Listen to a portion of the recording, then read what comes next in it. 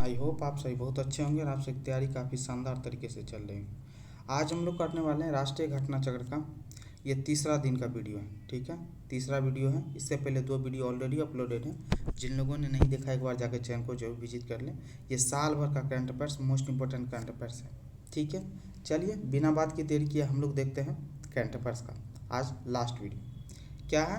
रिवार्ज परियोजना, रिवार्ज परियोजना के तहत कार्यान्वित कर्नाटक के वाटरशेड मॉडल की सफलता से प्रभावित होकर विश्व बैंक ने उप सहारा देशों के कृषि अधिकारियों को साथ लेकर राज्य का दौरा करने का निर्णय लिया। तो याद रखिएगा, रिवार्ज परियोजना काफ़ी ज़्यादा चर्चित में है और ये कहाँ पे, कर्नाटक में ये मॉडल बहुत ज़्यादा सफल हुआ है। ठीक है, तो विश्व बैंक ने क्या किया है, उप सहारा देशों के कृषि अधिकारियों को साथ लेकर क्या किया, कर्नाटक में राज्य का दौरा किया है। ठीक है, हाल ही में भारतीय रिजर्व बैंक आरबीआई ने महाराष्ट्र के सोलापुर स्थित द लक्ष्मी सहकारी बैंक लिमिटेड का लाइसेंस क्या कर दिया, रद्द कर दिया। आपसे क्वेश्चन पूछ सकते हैं, आरबीआई ने हाल ही फिलहाल में किस बैंक का लाइसेंस रद्द कर दिया। तो महाराष्ट्र के सोलापुर स्थित कौन सा, दी लक्ष्मी सहकारी बैंक लिमिटेड का लाइसेंस क्या कर दिया, रद्द कर दिया। तो ये दिमाग में जरूर रखिएगा। आगे देखते हैं, उत्तर प्रदेश के मुरादाबाद जिले में होम डेकोर तथा होम फर्निशिंग उत्पादन को हाल ही में ग्वाटेमाला में आयोजित मेड इन इंडिया के प्रदर्शनी में प्रदर्शित किया गया। तो याद रखिएगा, मुरादाबाद का उत्पादन है कौन सा, होम डेकोर तथा होम फर्निशिंग। ठीक है, जो कि ग्वाटेमाला में आयोजित मेड इन इंडिया का जो प्रदर्शनी हुआ था उसमें दिखाया गया। ठीक है, हाल ही में कोयला मंत्रालय ने खान पर्यटन को बढ़ावा देने के लिए 8 इको पार्क निर्माण किया। ठीक है, 8 इको पार्क। केंद्रीय कृषि मंत्री एवं किसान कल्याण मंत्री कौन है ये, नरेंद्र सिंह तोमर। क्वेश्चन पूछ लेता है बार बार। ठीक है, केंद्रीय कृषि मंत्री एवं किसान कल्याण मंत्री कौन है, तो नरेंद्र सिंह तोमर। नई दिल्ली कृषि क्षेत्र में निवेश को बढ़ावा देने के उद्देश्य से कृषि निवेश पोर्टल का शुभारंभ किया। रिलायंस इंडस्ट्रीज लिमिटेड अहमदाबाद गुजरात में अपने इंडिपेंडेंस ब्रांड के सॉफ्ट लॉन्च के साथ अत्यधिक प्रतिस्पर्धी भारतीय फास्ट मूविंग कंज्यूमर गुड्स बाजार में प्रवेश किया। तो याद रखिएगा, इंडिपेंडेंस ब्रांड के सॉफ्ट लॉन्च के साथ कौन, रिलायंस इंडस्ट्री बाजार में प्रवेश कर चुकी है। रेज रफे हाल ही में यूपीआई पर क्रेडिट कार्ड से पेमेंट शुरू करने वाला भारत का पहला पेमेंट गेटवे बन गया। तो याद रखिएगा, रेज रपे, ये क्वेश्चन आपके लिए इंपॉर्टेंट रहता है क्योंकि यूपीआई काफ़ी चर्चा में रहता है। ठीक है, पूरी दुनिया में सबसे ज़्यादा यूपीआई का इस्तेमाल भारत में कर रहा है। कार्ड से, यूपीआई का क्रेडिट कार्ड से पेमेंट को शुरू करने वाला भारत का पहला गेटवे पेमेंट बन गया कौन, रेज रपे। हाल ही में भारतीय रिजर्व बैंक ने दक्ष नामक वेब आधारित end to end work flow application launch किया। दक्ष नामक, किसने, आरबीआई ने। हाल ही में जारी मॉर्गन स्टैनली की रिपोर्ट के अनुसार 2025 में भारत $5 मिलियन की अर्थव्यवस्था वाला बन जाएगा। वर्ष 2027 में दुनिया की तीसरी सबसे बड़ी अर्थव्यवस्था बन जाएगी। तो याद रखिएगा, किसकी रिपोर्ट, मॉर्गन स्टैनली की रिपोर्ट के हिसाब से 2025 में भारत $5 ट्रिलियन की अर्थव्यवस्था बन जाएगा और 2027 में वर्ल्ड की तीसरी अर्थव्यवस्था बन जाएगी। चलिए, सर्वोच्च न्यायालय ने निर्णयों तक पहुंच प्रदान करने के लिए इलेक्ट्रॉनिक सुप्रीम कोर्ट रिपोर्ट्स परियोजना शुरू की है।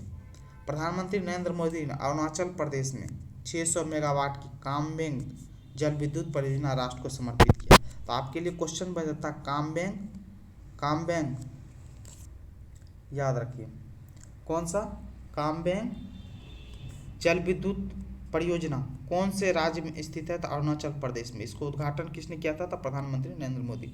हाल ही में उत्तराखंड सरकार द्वारा एक जिला दो उत्पाद योजना चलाई जा रही है। याद रखिएगा, एक जिला दो उत्पाद योजना उत्तराखंड सरकार की है। ठीक है, तो ये याद रखिएगा, एक जिला एक उत्पाद भी है जो कि यूपी सरकार की है। तो ये चीज़ दिमाग में रखिएगा, उत्तराखंड सरकार द्वारा एक जिला दो उत्पाद योजना चलाई गई है। ठीक है, आगे देखते हैं। हाल ही में केंद्रीय विज्ञान एवं प्रौद्योगिकी मंत्री कौन है, तो जितेंद्र सिंह ने भारत के भूस्थानी को इकोसिस्टम में नवोन्मेष स्टार्टअप को बढ़ावा देने के लिए जियो स्पेशियल हैकाथॉन लॉन्च किया। हाल ही में राजस्थान सरकार ने राइट टू साइट के उद्देश्य से दृष्टिहीनता नियंत्रण के लिए एक नई नीति लागू की है। तो राइट टू साइट किसके द्वारा, राजस्थान की सरकार द्वारा लॉन्च की गई, किसके लिए, दृष्टिहीनता के लिए, दृष्टिहीनता नियंत्रण के लिए। चलिए पश्चिम बंगाल में दीदी दीद दीदीर दीदीर सुरक्षा कवच योजना, याद रखिए दीदीर सुरक्षा कवच योजना शुरू किया गया कहाँ पे, तो पश्चिम बंगाल में। त्रिपुरा में मतदान प्रतिशत 90 से अधिक करने के लिए चुनाव आयोग ने मिशन 929 शुरू किया था। तो याद रखिएगा मिशन 929 किससे संबंधित है, त्रिपुरा राज्य से संबंधित। और यहाँ पे क्या मतदान का प्रतिशत 90 करने के लिए 90% से अधिक करने के लिए मिशन 929 स्टार्ट किया गया था, किसके द्वारा, तो चुनाव आयोग के द्वारा। आगे देखते हैं ग्रामीण, हाल ही में ग्रामीण विकास मंत्रालय द्वारा नई चेतना अभियान शुरू किया गया, किसके द्वारा, ग्रामीण विकास मंत्रालय। ग्रामीण विकास मंत्रालय ने ग्रामीण अर्थव्यवस्था को बदलने वाले विचारों, समाधानों और कार्यों को आमंत्रित करते हुए प्रज्वला चैलेंज अभियान शुरू किया। तो ये भी याद रखिएगा प्रज्वला चैलेंज अभियान किसके द्वारा, ग्रामीण विकास मंत्रालय द्वारा चलाया गया। और नई चेतना अभियान भी ग्रामीण विकास मंत्रालय द्वारा चलाया गया। ठीक है, अरुणाचल प्रदेश में प्रस्तावित ऊपरी सियांग बहुउद्देशीय भंडारण परियोजना के लिए राष्ट्रीय जल विद्युत निगम ने पूर्व व्यवहार्यता रिपोर्ट प्रस्तुत की है। ये इतना ज़्यादा मत देखिए, बस ये देखिए ऊपरी सियांग बहुउद्देशीय भंडारण परियोजना कहाँ पे चलाई गई है, तो अरुणाचल प्रदेश में प्रस्तावित है। ठीक है, यह भारत की सबसे बड़ी जल विद्युत परियोजना है। कितना मेगावाट का, ये 11,000 मेगावाट का। तो ये आपके लिए मोस्ट इंपॉर्टेंट रहता है क्वेश्चन के लिए। अरुणाचल प्रदेश में कौन सा, ऊपरी सियांग बहुउद्देशीय भंडारण परियोजना 11,000 मेगावाट का है यह जल विद्युत परियोजना, और भारत का सबसे बड़ा जल विद्युत परियोजना। ठीक है, चलिए आगे। हाल ही में बेसिक शिक्षा विभाग उत्तर प्रदेश द्वारा संचालित स्कूलों में मिड डे मील के तहत तिथि भोजन कार्यक्रम चलाने का आदेश जारी किया। तो तिथि भोजन कार्यक्रम कहाँ पे, उत्तर प्रदेश सरकार ने मिड डे मील के तहत। ठीक है, चलिए केंद्रीय शिक्षा मंत्री कौन है, धर्मेंद्र प्रधान ने हाल ही में कक्षा 1 से 5 तक के विद्यार्थियों के लिए रामकृष्ण मिशन के जागृति कार्यक्रम की शुरुआत की है। हाल ही में इंडोनेशिया के 30 विद्यार्थियों के एक सफल बैच को इस कार्यक्रम के तहत प्रशिक्षित किया गया, जिन्हें कैंसर रोगी नेविगेशन कार्यक्रम के तहत 100% प्लेसमेंट दिया गया। ठीक है, CPN एंड TMC के केवट कार्यक्रम का यह अंतर्राष्ट्रीय विस्तार है। हाल ही में केंद्रीय सतर्कता आयोग द्वारा नई दिल्ली में सतर्कता जागरूकता सप्ताह का आयोजन किया गया। वर्ष 2022 में इसकी थीम क्या है, विकसित राष्ट्र के लिए भ्रष्टाचार मुक्त भारत। याद रखिएगा इसका सतर्कता, केंद्रीय सतर्कता आयोग का सतर्कता जागरूकता सप्ताह मनाया गया। इसका थीम क्या था, विकसित राष्ट्र के लिए भ्रष्टाचार मुक्त Bharat. Elvis Ali Hazarika North channel को पार करने वाले भारत के सबसे उम्रदराज और उत्तर पूर्व भारत के पहले तैराक बने। ये तो मोस्ट इंपोर्टेंट क्वेश्चन बन जाता है। Elvis Ali Hazarika North Channel पार करने वाला भारत का सबसे उम्रदराज व्यक्ति है और उत्तर पूर्व भारत का पहला तैराक है। हाल ही में भारत के निर्वाचन आयोग ने अभिनेता किसको, पंकज त्रिपाठी को नेशनल आइकॉन घोषित किया। तो ये भी इंपॉर्टेंट बन जाता है। प्रसिद्ध अर्थशास्त्री और पूर्व केंद्रीय मंत्री कौन, प्रोफेसर YK अलग का हाल ही में क्या हो गया, निधन हो गया। ठीक है, पूछ सकता प्रोफेसर YK अलग का संबंध किससे है, प्रसिद्ध अर्थशास्त्री या पूर्व केंद्रीय मंत्री थे, दोनों थे, याद रखिएगा। बायजूस कंपनी, बायजूस जो देखते होंगे, फुटबॉल स्टार लियोनेल मेसी को अपनी सामाजिक प्रभाव शाखा एजुकेशन फॉर ऑल का पहला वैश्विक ब्रांड एम्बेसडर नियुक्त किया है। तो याद है बायजूस कंपनी के बारे में जानते होंगे। ठीक है, ऑनलाइन एजुकेशन प्रोवाइड करती है। तो लियोनेल मेसी को बनाया है क्या चीज़ का, एजुकेशन फॉर ऑल का पहला वैश्विक ब्रांड एम्बेसडर। ये क्वेश्चन इंपॉर्टेंट बन जाता है कि बायजूस का ब्रांड एम्बेसडर कौन है। भारत के मुख्य चुनाव आयुक्त कौन है, राजीव कुमार को नेपाल के चुनाव आयोग द्वारा नेपाल के प्रतिनिधि सभा और प्रांतीय विधानसभा के आगामी चुनाव के लिए अंतर्राष्ट्रीय पर्यवेक्षक के रूप में आमंत्रित किया गया। तो क्वेश्चन आपके लिए बनता है कि नेपाल में अंतर्राष्ट्रीय पर्यवेक्षक के रूप में भारत के किस चुनाव आयोग को बुलाया गया था, तो राजीव कुमार को। ठीक है, हाल ही में रिलायंस जियो के चेयरमैन कौन, आकाश अंबानी को टाइम पत्रिका के टाइम 100 नेक्स्ट की सूची में शामिल किया। वह इस सूची में शामिल एकमात्र भारतीय हैं। तो याद रखिएगा रिलायंस जियो के चेयरमैन आकाश अंबानी को टाइम पत्रिका ने क्या टॉप 100 नेक्स्ट की सूची में शामिल किया। ठीक है, हाल ही में शिक्षा मंत्रालय केंद्र सरकार के उच्च शिक्षा संस्थानों के मूल्यांकन को मजबूत करने के लिए एक उच्च स्तरीय पैनल का गठन किया। पैनल की अध्यक्षता किसने किया? डॉक्टर के राधाकृष्णन द्वारा। भारतीय कुश्ती महासंघ WFI के अध्यक्ष कौन है? ब्रिजभूषण शरण सिंह के खिलाफ आरोपों की जांच एवं एथलीटों के हितों की रक्षा के लिए केंद्रीय खेल मंत्रालय ने MC मेरी कॉम की अध्यक्षता में क्या किया? एक जांच समिति का गठन किया। MC मेरी कॉम के बारे में याद रखिएगा, ठीक है, काफ़ी चर्चित खिलाड़ी हैं, ठीक है। चलिए, भारत के मुख्य न्यायाधीश PDY चंद्रचूड़ ने शीर्ष अदालत परिसर में भौतिक एवं कार्यात्मक पहुंच का ऑडिट करने के लिए न्यायमूर्ति S रविंद्र भट्ट की अध्यक्षता में एक समिति का गठन किया। महाराष्ट्र सरकार ने टाटा संघ के अध्यक्ष N चंद्रशेखरन की अध्यक्षता में राज्य आर्थिक सलाहकार परिषद के गठन की घोषणा की। गृह मंत्रालय ने केंद्र शासित प्रदेश केंद्र शासित लद्दाख के लिए गृह राज्य मंत्री नित्यानंद राय की अध्यक्षता में एक उच्चाधिकार प्राप्त समिति का गठन किया। ये ज़्यादा इंपॉर्टेंट नहीं है, आगे देखिए। अब 30 अक्टूबर 2022 को छठ पर्व के अवसर पर गुजरात के मोरबी में माछू नदी पर निर्मित केबल ब्रिज टूटने से सैकड़ों लोगों की क्या हो गई? मृत्यु हो गई थी। तो याद रखिएगा, माछू नदी चर्चा में है, तो माछू नदी पूछ सकता है किस राज्य में है? तो गुजरात में है, ठीक है। तो ये चीज़ दिमाग में रखिएगा। उपराष्ट्रपति जगदीप धनखड़ कर्नाटक के चिक्काबल्लापुर में 112 फुट ऊंची योगी की प्रतिमा का अनावरण किया। तो ये चीज़ याद रखिएगा, कहाँ पे? कर्नाटक में।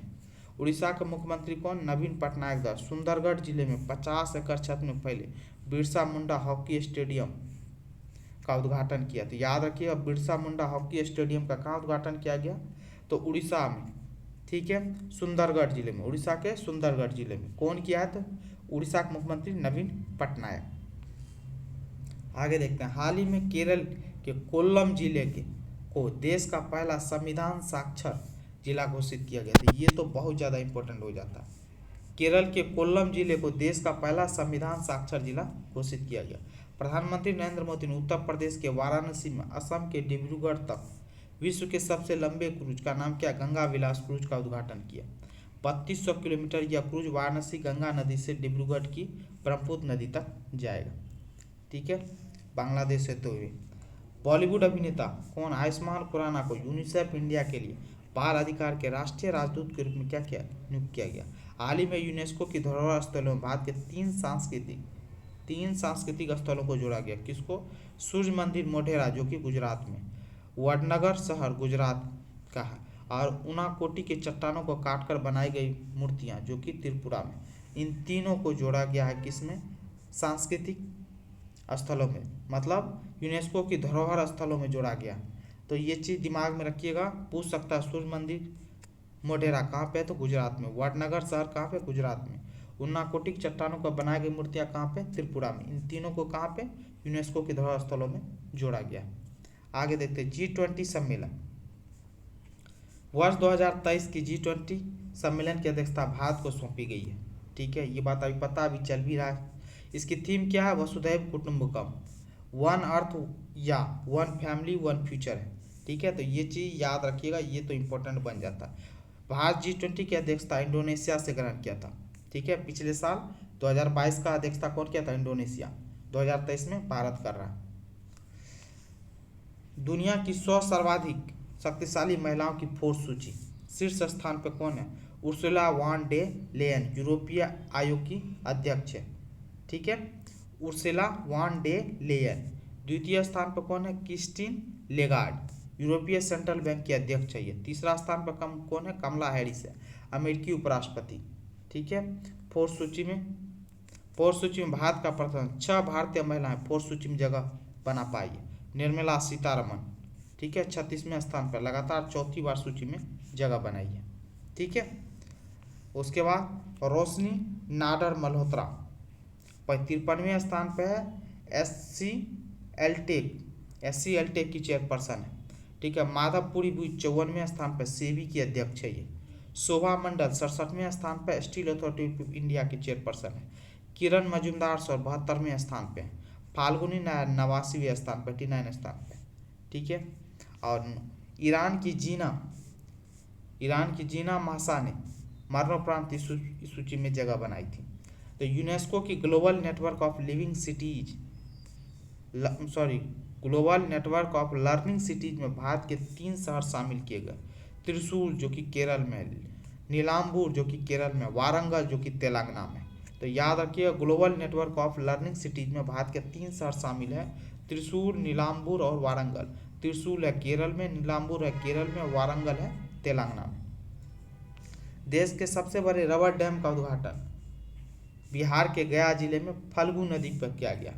समझ गए। मध्य प्रदेश के बुरहानपुर जिला देश का पहला हर घर जल जिला प्रमाणित जिला बन गया। हर घर जल जिला प्रमाणित जिला बन गया। कौन है? मध्य प्रदेश का बुरहानपुर जिला। गुजरात के भुज जिले में स्थित स्मृति वन नाम से भारत का पहला भूकंप संग्रहालय प्रधानमंत्री के द्वारा राष्ट्र को समर्पित किया गया। तो ये पूछ सकता है स्मृति वन कहाँ पे बनाया गया या किससे संबंधित है। ठीक है, चलिए आगे। दुनिया का सबसे बड़ा तैरता सौर ऊर्जा संयंत्र मध्य प्रदेश के खंडवा जिले में उद्घाटन हुआ है। फोर्ब्स की शीर्ष 20 एशियाई महिला उद्यमी सूची में 3 भारतीय उद्यमी कौन कौन है? सोमा मंडल सेल की चेयरपर्सन है। याद रखिए यह फोर्ब्स की सूची है टॉप 20 एशियाई महिलाओं में। सोमा मंडल सेल की chairperson. Namita Thapar Emcure pharma executive director Namita Thapar. गजल अलग उद्यमी है। तो ये 3 का नाम रखिएगा, सोमा मंडल, नमिता थापर और गजल अलग। भारतीय किसान रेल नेशनल, भारतीय किसान रेल पहली किसान रेल की शुरुआत कब की गई थी? 7 अगस्त 2020 को महाराष्ट्र के देवालिया से बिहार के दानापुर तक। दक्षिण भारत की पहली देश की दूसरी किसान रेल 9 सितंबर 2020 को अनंतपुर जो कि आंध्र प्रदेश से आदर्श नगर दिल्ली तक। तो याद रखिएगा पहला था महाराष्ट्र के देवलाली से बिहार के दानापुर तक। दूसरा दक्षिण भारत के लिए क्या किया था? अनंतपुर आंध्र प्रदेश से आदर्श नगर दिल्ली तक के लिए। 100वीं किसान रेल 28 दिसंबर 2020 को स्टार्ट किया था, महाराष्ट्र के संगोला से पश्चिम बंगाल के शालीमार तक किया गया। ठीक है, और 1000वीं किसान रेल 3 फरवरी 2022 को महाराष्ट्र के सावदा से दिल्ली के आदर्श नगर तक। तो ये आपके लिए क्वेश्चन बन जाता है, पहला, दूसरा, 100वीं और 1000वां।